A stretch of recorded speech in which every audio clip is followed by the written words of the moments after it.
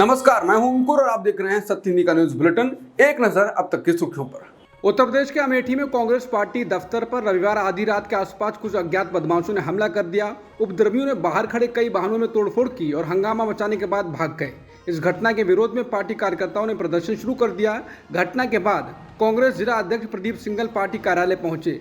CO city Mayank Dwivedi समेत भारी police बल मौके पर पहुंचा और प्रदर्शनकारी पार्टी कार्यकर्ताओं को समझाने का प्रयास किया। द्विवेदी ने आश्वासन दिया कि मामले की जांच की जाएगी और घटना के लिए जिम्मेदार लोगों के खिलाफ कार्रवाई की जाएगी।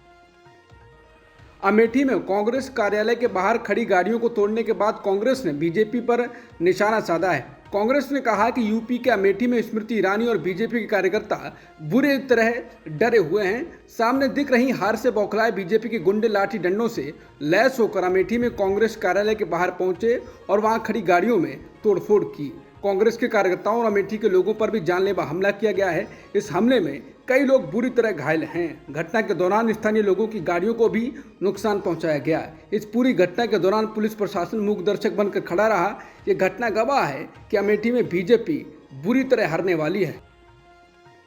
कांग्रेस महासचिव प्रियंका गांधी वाड्रा अब सब कुछ छोड़कर रायबरेली और अमेठी में चुनाव प्रचार का जिम्मा संभालेंगी। वो आज यानी सोमवार को वहां पहुंच सकती हैं। कांग्रेस हर हाल में अमेठी और रायबरेली में लोकसभा चुनाव जीतना चाहती है।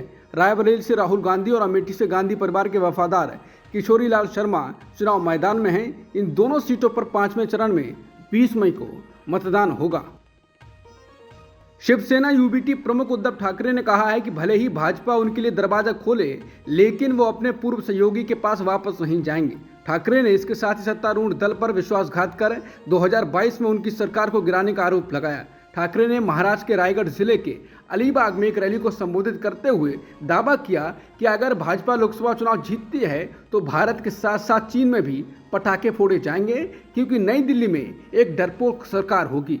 उन्होंने प्रधानमंत्री मोदी की इस टिप्पणी पर भाजपा की आलोचना की कि पाकिस्तान कांग्रेस सांसद राहुल गांधी को भारत का अगला प्रधानमंत्री बनाने के लिए उत्सुक है। कांग्रेस नेता सुप्रिया श्रीनेत ने दावा किया है कि प्रधानमंत्री मोदी 2024 के लोकसभा चुनाव में 2014 की बात दोहरा रहे हैं। सुप्रिया श्रीनेत ने उन पर मुसलमानों के लिए कोटे को लेकर लोगों को गुमराह करने का आरोप लगाया है।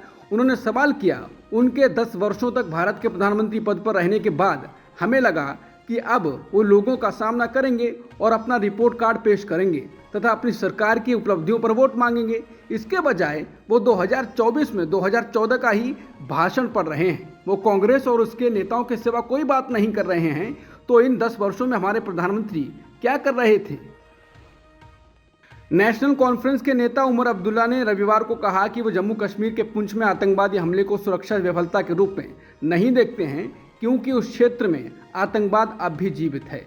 अब्दुल्ला ने यहाँ संवाददाताओं से कहा कि मैं सुरक्षा विफलता नहीं कहूँगा, ये इस जगह की वास्तविकता है। भाजपा ने उग्रवाद की कमर तोड़ने का दावा किया, लेकिन हमने बार बार कहा है कि ये सच्चाई स्वीकार करने के लिए तैयार नहीं है। और सच्चाई ये है कि दुर्भाग्य से जो क्षेत्र आतंकवाद से मुक्त हो गए थे, वहाँ अब फिर से आतंकवाद हम देख रहे हैं।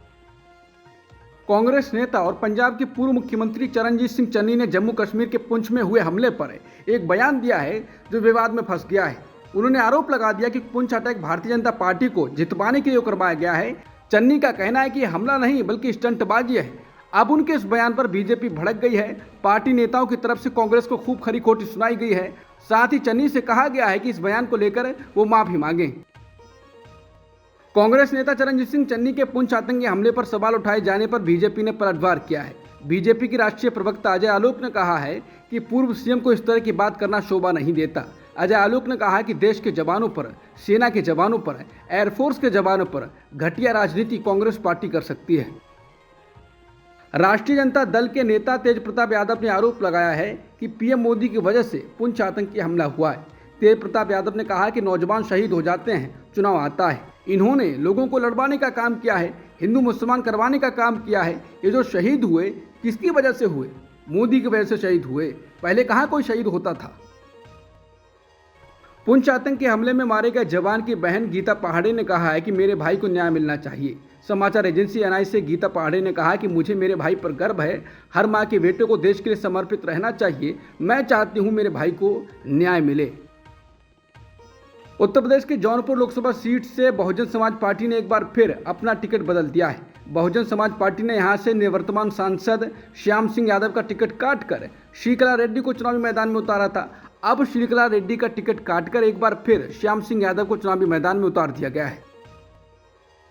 सपा के राष्ट्रीय महासचिव शिवपाल सिंह यादव ने शहर कोतवाली समेत 7 थानों के प्रभारियों पर सपा कार्यकर्ताओं को परेशान करने का आरोप लगाया।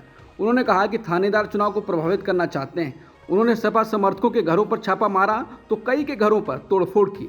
पुलिस 40 कार्यकर्ताओं को बेवजह थाने उठाकर ले गई। जब जानकारी करने के लिए कॉल की गई तो थानेदारों के CUG नंबर बंद निकले। रात 2 बजे SSP की कॉल रिसीव हुई। शिवपाल सिंह यादव ने रविवार को जिला निर्वाचन अधिकारी DM मनोज कुमार से मिलकर ये शिकायत की। प्रधानमंत्री मोदी ने ओडिशा के बहरामपुर में एक चुनावी रैली को संबोधित करते हुए जमकर विपक्ष पर हमला बोला। पीएम मोदी ने कहा कि मैं आज ओडिशा भाजपा को बहुत बहुत बधाई देता हूं। ओडिशा भाजपा ने ओडिशा की आकांक्षाओं को, यहां के युवा सपनों को ध्यान में रखते हुए, यहां की बहनों बेटियों के सामर्थ्य को ध्यान में रखते हुए बहुत ही विजनरी संकल्प पत्र जारी किया है। आप जानते हैं कि भाजपा जो कहती है वो करके दिखाती है, इसलिए यहाँ सरकार बनने के बाद हम पूरी शक्ति से संकल्प पत्र में की गई घोषणाओं पर अमल करेंगे, ये मोदी की गारंटी है। बीते दिनों हासन से JDS के सांसद प्रज्वल रेवन्ना के कई महिलाओं के कथित यौन उत्पीड़न करने का वीडियो सामने आया और ये वीडियो पूरे कर्नाटक में फैल गया।